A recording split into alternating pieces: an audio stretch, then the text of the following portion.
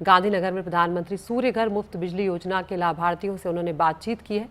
गांधीनगर में री इन्वेस्ट का प्रधानमंत्री ने उद्घाटन भी किया है। इसके अलावा आज ही प्रधानमंत्री अहमदाबाद मेट्रो रेल जो है उस परियोजना का भी उद्घाटन करेंगे। सुनते हैं इस वक्त क्या कुछ वो कह रहे हैं। भारत में हम 700 मिलियन यानी 7 करोड़ घर बना रहे हैं। ये दुनिया के कई देशों की आबादी से भी ज्यादा है।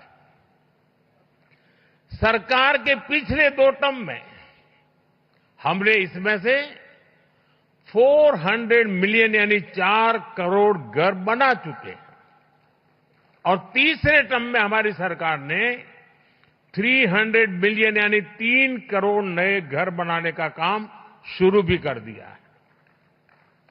बीते 100 दिनों में भारत में 12 नए इंडस्ट्रियल सिटीज बनाने का फैसला किया गया है।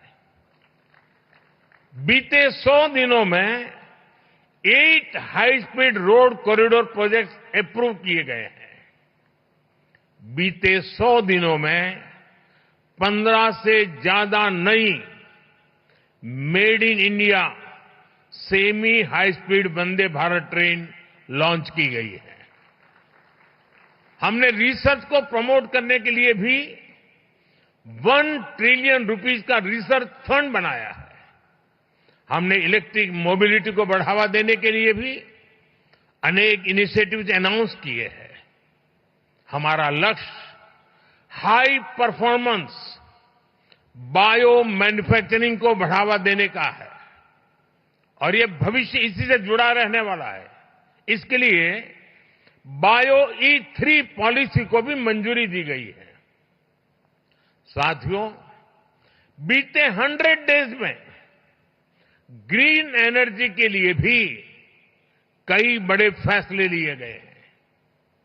हमें ऑफशोर विंड एनर्जी प्रोजेक्ट्स के लिए वायबिलिटी गैप फंडिंग स्कीम की शुरुआत की गई है। इस पर हम 7,000 करोड़ रुपए से ज्यादा खर्च करने जाते हैं। भारत आने वाले समय में 31,000 मेगावाट हाइड्रो पावर जनरेट करने के लिए भी काम कर रहा है। इसके लिए 12,000 करोड़ रुपए से अधिक अप्रूव किए गए हैं। साथियों, भारत की डायवर्सिटी, भारत की स्केल, भारत की कैपेसिटी, भारत का पोटेंशियल, भारत की परफॉर्मेंस, ये सब यूनिक है।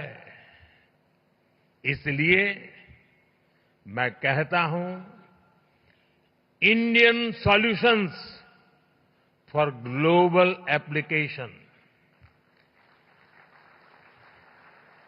इस बात को दुनिया भी भली भांति समझ रही है।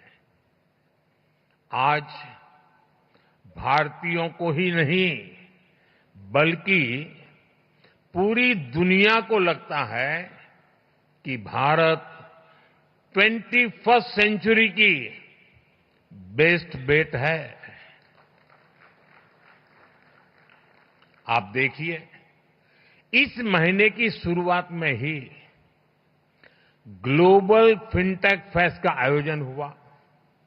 इसके बाद फर्स्ट सोलर इंटरनेशनल फेस्टिवल में दुनिया भर से लोग शामिल हुए।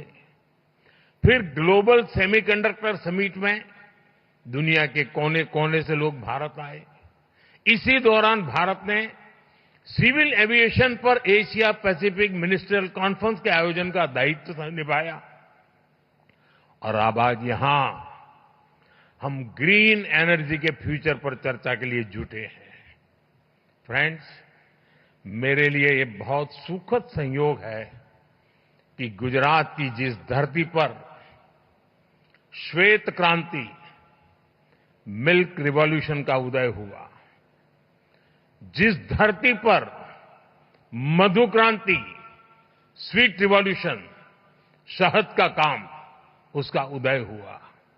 जिस धरती पर सूर्य क्रांति, सोलर रिवॉल्यूशन का उदय हुआ, वहां ये भव्य आयोजन हो रहा है।